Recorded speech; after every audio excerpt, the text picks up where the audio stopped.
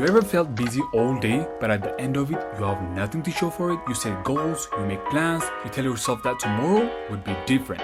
But somehow, weeks pass by and you are still stuck in the same place. For the longest time, I thought my problem was discipline. I thought I needed more motivation, a better routine, maybe even a productivity up. You name it, I have tried every method you can think of. But after struggling with consistency for months, I realized something surprising. The problem wasn't that I didn't know how to work hard. The problem was that I never understand myself enough. So I decided to spend 90 days studying the person I see every day in the mirror. And what I learned completely changed the way I approach productivity. Welcome back, guys. If you're new to this channel, I present you a warm welcoming to be a part of this family. This is week 7 of my 90-day challenge, where I build a disciplined and productive life. And let's get started. This is week 7. So the first thing I discovered was that I was trying to be productive before I become self-aware. So think about it, guys. How can you build a life that you enjoy if you don't even know what drives you? I started to ask myself a few simple questions that would help me to understand myself more. What activities make me lose track of time? What do I think about when nobody tells me what to think about? What I am naturally curious about? What drains my energy and what gives me energy? I'm gonna be honest with you guys. At first, these questions felt simple, but the more I start to answer these questions honestly, guys, the more I begin to start to notice the patterns. I'm actually heading out, guys. That's why I'm just wearing and making the videos. So one biggest tip I could give you from my experience is to take your time with the questions. Take your time as long as you need to understand the questions and to answer them honestly. Guys, that would help you to more understand yourself. I realized that certain activities energized me, while others left me exhausted. I realized that some goals were actually mine, while others were things I felt I should want.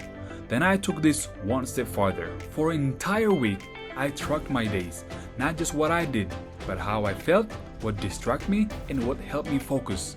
You know what surprised me the most was that how little I actually know about my own behavior. And most people think that they know about themselves, you know? But very few people actually observe themselves.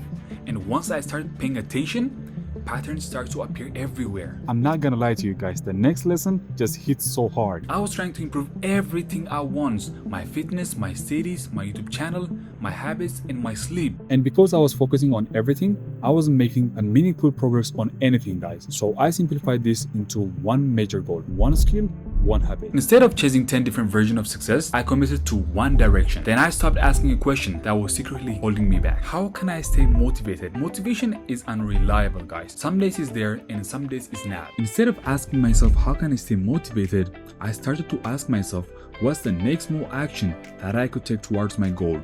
I'm not talking about changing your life or getting in shape. I'm talking about the next action that you can take right now that will lead you towards your goal. This could be doing 100 push-ups a day, or editing videos for 20 minutes, or reading 10 pages a day. Remember, small actions creates momentum, and momentum creates consistency. So every Sunday, I also began reviewing my week. What worked, what didn't, and what should I do more of, and what should I stop doing? You know, that simple habit taught me more about myself than a month of watching productivity videos. Actually, it's going to rain, guys. It's cloudy. I have to run in. Bye. Okay, we are back, guys. So looks cool. So finally, I've discovered that the biggest productivity killer wasn't laziness, it was distraction, guys. The consistent urge to check my phone, the endless notification, the feeling that I was working when I was actually just consuming. So the first thing I did to recover from this was I started protecting my attention. No phones for the first hour after waking up. So I started to remove every distraction that was in front of me, so I can have fewer notifications and so I can have focused working seasons. And slowly things began to change, but not overnight, but consistently. Because productivity isn't about doing more, guys. It's about understanding yourself well enough to focus on what actually matters in your life. And if there is one thing that this 90-day challenge taught me is self-awareness creates clarity, and clarity creates focus. And focus creates consistency, and consistency creates results. And remember, the more you understand yourself, the easier for you to build a life that works for you. Stay strong, stay blessed. I'll see you in the next one on week 8. See you soon. Bye.